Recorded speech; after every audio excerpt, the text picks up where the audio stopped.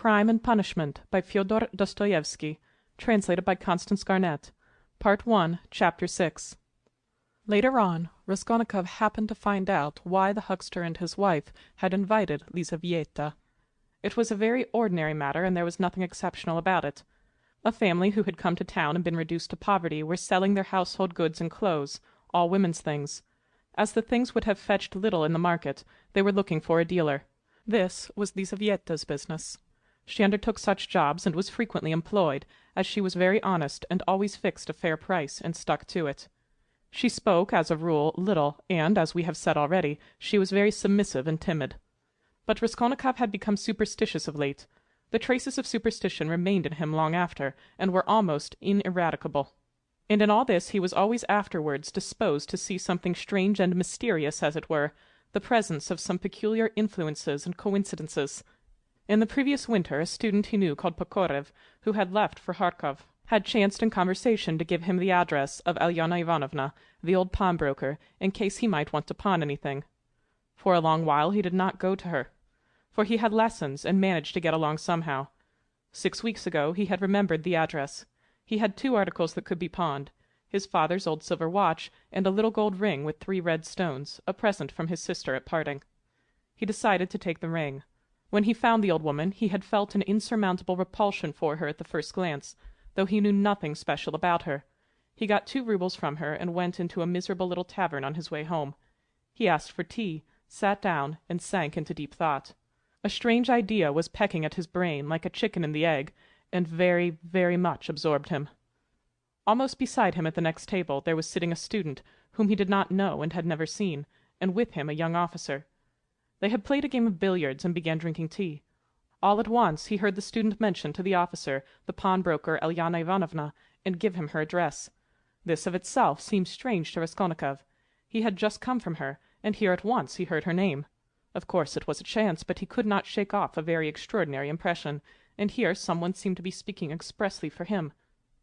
The student began telling his friend various details about Alyona Ivanovna. "She is first-rate," he said. "You can always get money from her. She is as rich as a Jew. She can give you 5,000 roubles at a time, and she is not above taking a pledge for a rouble. Lots of our fellows have had dealings with her, but she is an awful old harpy."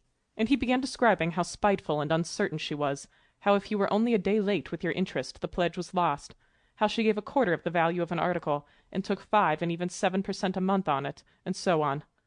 The student chattered on, saying that she had a sister, Lizaveta, whom the wretched little creature was continually beating, and kept in complete bondage like a small child, though Lizaveta was at least 6 feet high. "There's a phenomenon for you," cried the student, and he laughed. They began talking about Lizaveta. The student spoke about her with a peculiar relish and was continually laughing, and the officer listened with great interest and asked him to send Lizaveta to do some mending for him. Raskolnikov did not miss a word, and learned everything about her. Lizaveta was younger than the old woman, and she was her half-sister, being the child of a different mother. She was 35. She worked day and night for her sister, and besides doing the cooking and the washing, she did sewing and worked as a charwoman and gave her sister all she earned. She did not dare to accept an order or job of any kind without her sister's permission. The old woman had already made her will, and Lizaveta knew of it, and by this will she would not get a farthing, nothing but the movables, chairs, and so on. All the money was left to a monastery in the province of N, that prayers might be said for her in perpetuity. Lizaveta was of lower rank than her sister, unmarried and awfully uncouth in appearance, remarkably tall, with long feet that looked as if they were bent outwards. She always wore battered goatskin shoes, and was clean in her person. What the student expressed most surprise and amusement about was the fact that Lizaveta was continually with child. "But you say she is hideous?" observed the officer. "Yes, she is so dark-skinned and looks like a soldier dressed up, but you know she is not at all hideous. She has such a good-natured face and eyes, strikingly so. And the proof of it is that lots of people are attracted by her. She is such a soft, gentle creature, ready to put up with anything, always willing to do anything. And her smile is really very sweet." "You seem to find her attractive yourself," laughed the officer. "From her queerness. No, I'll tell you what. I could kill that damned old woman and make off with her money, I assure you, without the faintest conscience prick," the student added with warmth. The officer laughed again, while Raskolnikov shuddered. How strange it was. Listen, I want to ask you a serious question. The student said hotly. I was joking, of course, but look here. On one side we have a stupid, senseless, worthless, spiteful, ailing, horrid old woman, not simply useless but doing actual mischief, who has not an idea what she is living for herself, and who will die in a day or two in any case. You understand? You understand? Yes, yes. I understand, answered the officer, watching his excited companion attentively. Well, listen then. On the other side, fresh young lives thrown away for want of help and by thousands on every side. 100,000 good deeds could be done and helped on that old woman's money which will be buried in a monastery. Hundreds, thousands perhaps, might be set on the right path. Dozens of families saved from destitution, from ruin, from vice in the lock hospitals, and with all her money. Kill her. Take her money, and with the help of it devote oneself to the service of humanity and the good of all. What do you think? Would not one tiny crime be wiped out by thousands of good deeds? For one life, thousands would be saved from corruption and decay. One death and 100 lives in exchange. It's simple arithmetic. Besides, what value has the life of that sickly, stupid, ill-natured old woman in the balance of existence? No more than the life of a louse, of a black beetle. Less, in fact, because the old woman is doing harm. She is wearing out the lives of others. The other day she bit Lizaveta's finger out of spite. It almost had to be amputated. Of course, she does not deserve to live, remarked the officer. But there it is. It's nature. Oh, well, brother, but we have to correct and direct nature, but for that we should drown in an ocean with prejudice. But for that, there would never have been a single great man. They talk of duty, conscience. I don't want to say anything against duty and conscience, but the point is, what do we mean by them? Stay, I have another question to ask you. Listen. No, you stay. I'll ask you a question. Listen. Well? You are talking and speechifying away. But tell me, would you kill the old woman yourself? Of course not. I was only arguing the justice of it. It's nothing to do with me. But I think if you would not do it yourself, there's no justice about it. Let us have another game. Raskolnikov was violently agitated. Of course, it was all ordinary youthful talk and thought, such as he had often heard before in different forms on different themes. But why had he happened to hear such a discussion and such ideas at the very moment when his own brain was just conceiving the very same ideas? And why, just at the moment when he had brought away the embryo of his idea from the old woman, had he dropped at once upon a conversation about her?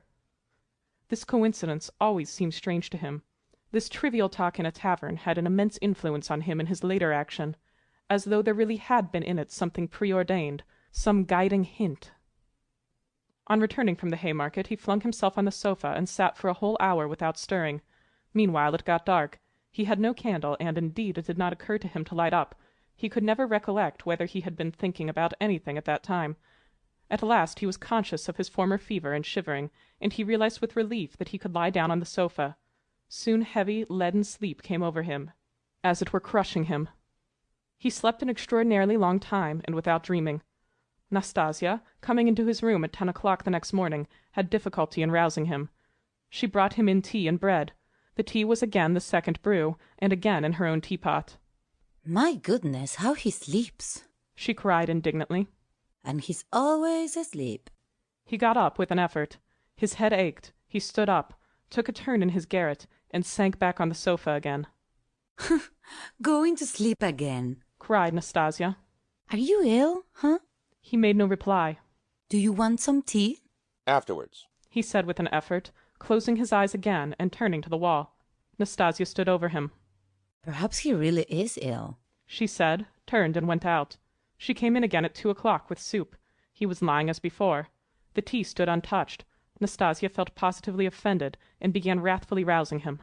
Why are you lying like a log? She shouted, looking at him with repulsion.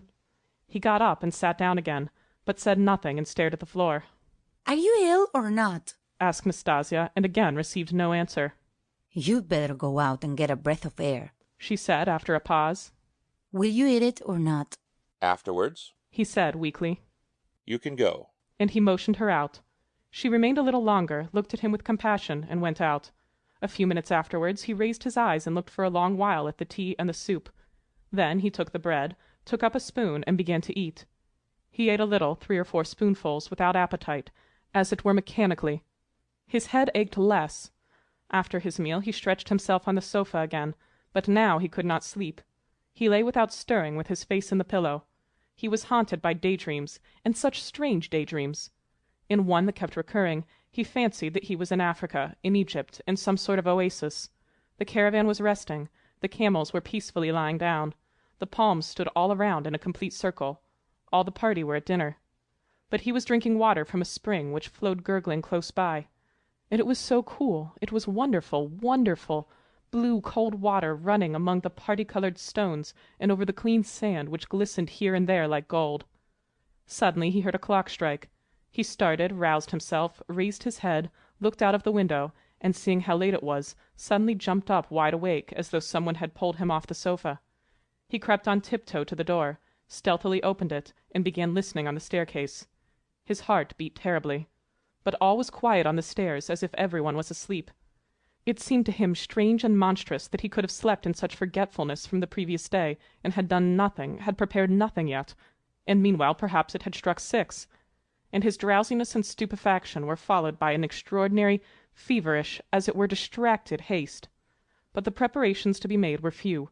He concentrated all his energies on thinking of everything and forgetting nothing, and his heart kept beating and thumping so that he could hardly breathe. First he had to make a noose and sew it into his overcoat. A work of a moment. He rummaged under his pillow and picked out amongst the linen stuffed away under it a worn-out, old, unwashed shirt. From its rags he tore a long strip, a couple of inches wide and about 16 inches long. He folded this strip in 2, took off his wide, strong summer overcoat of some stout cotton material, his only outer garment, and began sewing the 2 ends of the rag on the inside, under the left armhole. His hand shook as he sewed, but he did it successfully, so that nothing showed outside when he put the coat on again. The needle and thread he had got ready long before, and they lay on his table in a piece of paper. As for the noose, it was a very ingenious device of his own. The noose was intended for the axe. It was impossible for him to carry the axe through the street in his hands. And if hidden under his coat, he would still have had to support it with his hand, which would have been noticeable. Now he had only to put the head of the axe in the noose, and it would hang quietly under his arm on the inside. Putting his hand in his coat pocket, he could hold the end of the handle all the way, so that it did not swing. And as the coat was very full, a regular sack in fact, it could not be seen from outside that he was holding something with the hand that was in the pocket. This noose, too, he had designed a fortnight before. When he had finished with this, he thrust his hand into a little opening between his sofa and the floor, fumbled in the left corner, and drew out the pledge, which he had got ready long before and hidden there. This pledge was, however, only a smooth, planed piece of wood the size and thickness of a silver cigarette case. He picked up this piece of wood in one of his wanderings in a courtyard where there was some sort of workshop. Afterwards he had added to the wood a thin, smooth piece of iron, which he had also picked up at the same time in the street.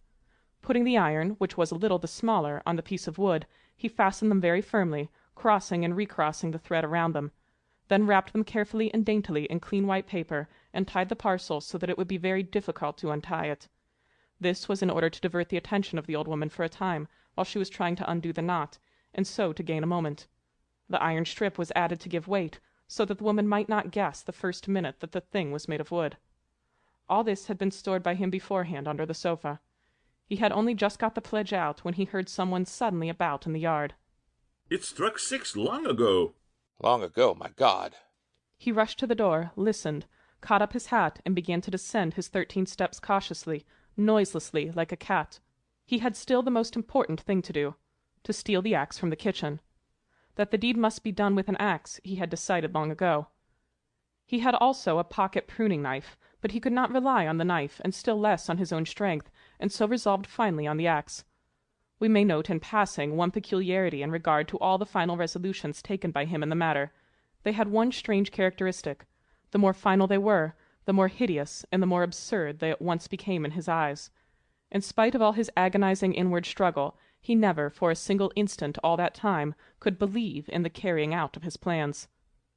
And indeed, if it had ever happened that everything to the least point could have been considered and finally settled, and no uncertainty of any kind had remained, he would, it seems, have renounced it all as something absurd, monstrous, and impossible.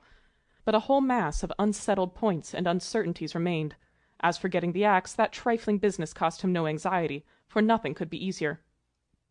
Nastasia was continually out of the house, especially in the evenings. She would run into the neighbors or to a shop, and always left the door ajar. It was the one thing the landlady was always scolding her about, and so, when the time came, he would only have to go quietly into the kitchen and to take the axe, and an hour later, when everything was over, go in and put it back again. But these were doubtful points. Supposing he returned an hour later to put it back, and Nastasia had come back and was on the spot, he would, of course, have to go by and wait till she went out again. But supposing she were in the meantime to miss the axe, look for it, make an outcry, that would mean suspicion, or at least grounds for suspicion. But those were all trifles which he had not even begun to consider, and indeed he had no time. He was thinking of the chief point, and put off trifling details until he could believe in it all. But that seemed utterly unattainable. So it seemed to himself, at least. He could not imagine, for instance, that he would sometime leave off thinking, get up, and simply go there.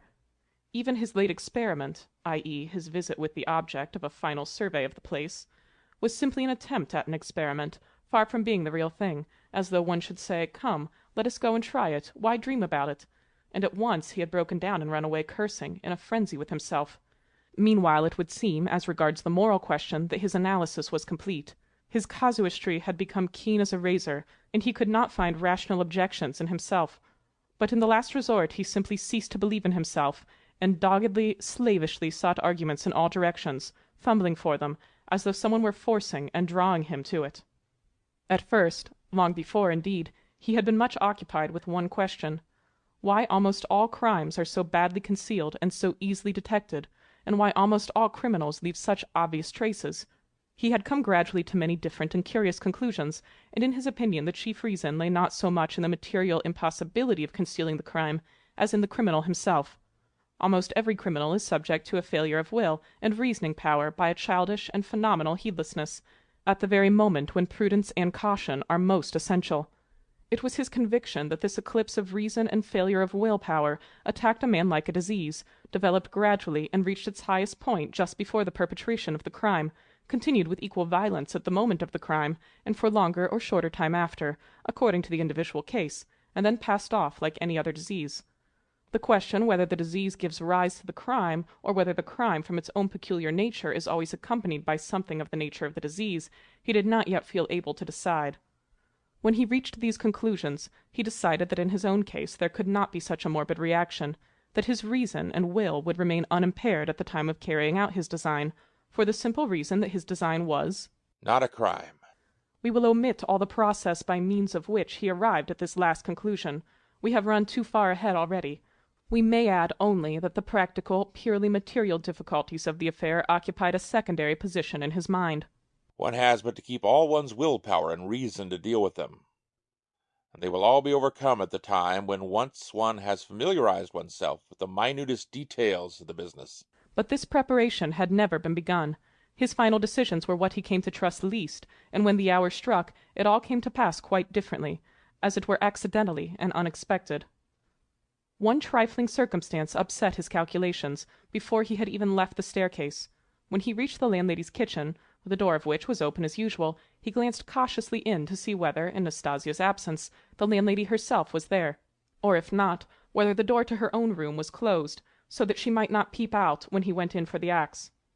But what was his amazement when he suddenly saw that Nastasia was not only at home in the kitchen, but was occupied there, taking linen out of a basket and hanging it on a line. Seeing him, she left off hanging the clothes, turned to him, and stared at him all the time he was passing. He turned away his eyes, and walked past as though he noticed nothing. But it was the end of everything. He had not the axe. He was overwhelmed. What made me think? He reflected as he went under the gateway. What made me think that she would be sure not to be home at that moment? Why did I assume this so certainly? He was crushed and even humiliated. He could have laughed at himself in his anger. A dull animal rage boiled within him. He stood hesitating at the gateway. To go into the street, to go a walk for appearance's sake, was revolting. To go back to his room, even more revolting. And what a chance I have lost forever, he muttered, standing aimlessly in the gateway, just opposite the porter's little dark room, which was also open. Suddenly he started. From the porter's room, 2 paces away from him, something shining under the bench to the right caught his eye. He looked about him. Nobody. He approached the room on tiptoe, went down 2 steps into it, and in a faint voice called the porter. Yes, not at home. Somewhere near, though, in the yard, for the door is wide open. He dashed to the axe, it was an axe, and pulled it out from under the bench, where it lay between 2 chunks of wood. At once, before going out, he made it fast in the noose. He thrust both hands into his pockets, and went out of the room. No one had noticed him. When reason fails, the devil helps, he thought with a strange grin. The chance raised his spirits extraordinarily. He walked along quietly and sedately, without hurry, to avoid awakening suspicion. He scarcely looked at the passers-by, tried to escape looking at their faces at all, and to be as little noticeable as possible. Suddenly he thought of his hat. Good heavens, I had the money the day before yesterday and did not get a cap to wear instead. A curse rose from the bottom of his soul. Glancing out of the corner of his eye into a shop, he saw by a clock on the wall that it was 10 minutes past 7. He had to make haste, and at the same time to go some way round, so as to approach the house from the other side. When he had happened to imagine all this beforehand, he had sometimes thought that he would be very much afraid. But he was not very much afraid now, was not afraid at all indeed. His mind was even occupied by irrelevant matters, but by nothing for long. As he passed the Yusupov garden, he was deeply absorbed in considering the building of great fountains, and of their refreshing effect on the atmosphere in all the squares. By degrees he passed to the conviction that if the summer garden were extended to the Field of Mars, and perhaps joined to the garden of Mihailovsky Palace, it would be a splendid thing and a great benefit to the town.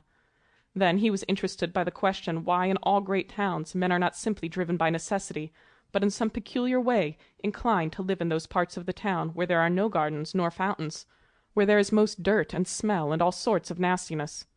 Then his own walks through the Haymarket came back to his mind, and for a moment he waked up to reality. What nonsense, he thought. Better think of nothing at all.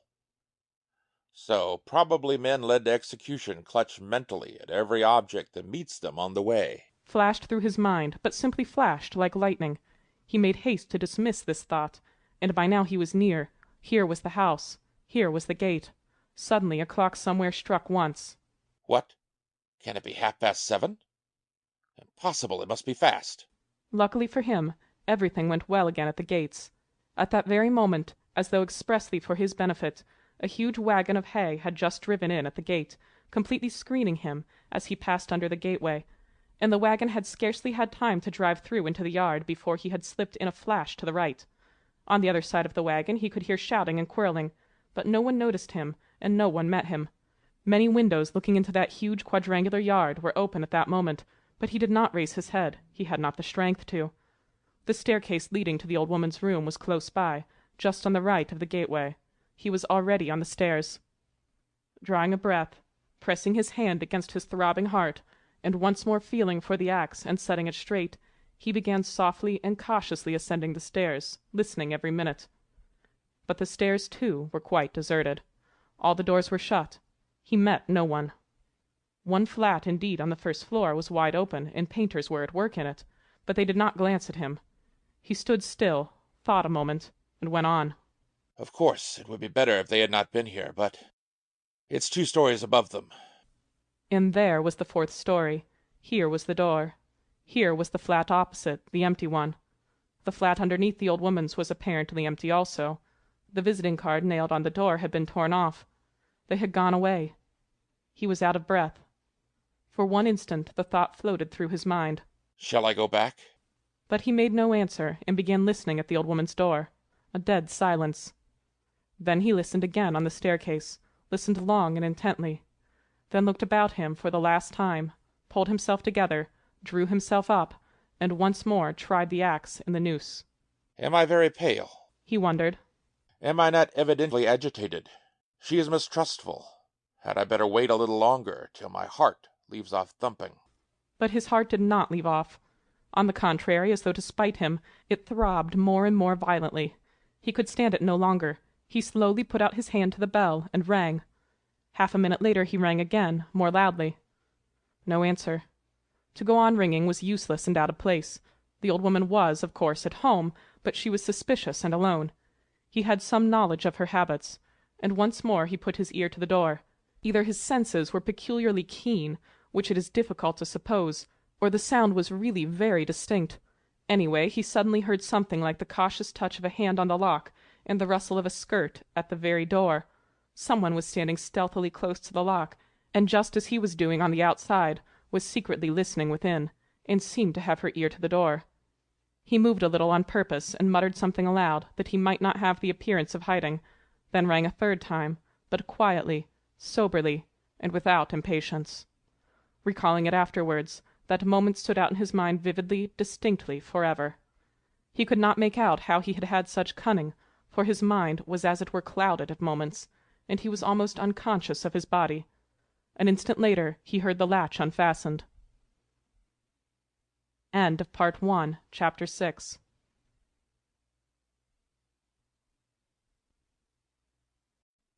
Section 7 of Crime.